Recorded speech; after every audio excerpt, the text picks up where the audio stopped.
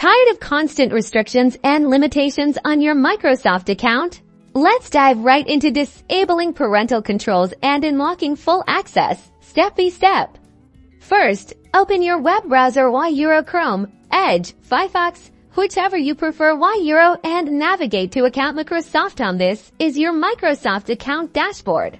Here, enter the email address or phone number associated with the parent's Microsoft account the one that manages the family settings and click Next. Then, type in the correct password and click Sign In if you have two-factor authentication enabled.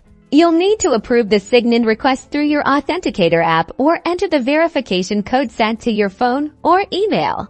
Once you're logged in, look for the Family section. It's usually located near the top or in the left-hand navigation menu. Click on it. This will take you to your Family settings page.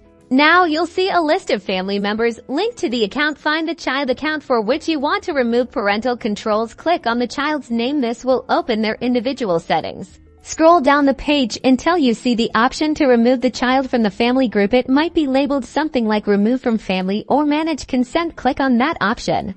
A confirmation window will pop up, warning you about the implications of removing the child account from the family group. Read the message carefully, understanding that removing the child account will grant them unrestricted access to devices and services. If you understand and agree, click Remove. And that's it. The parental controls are now disabled for that Microsoft account. Keep in mind that this grants full access, so ensure it aligns with your family's needs and policies.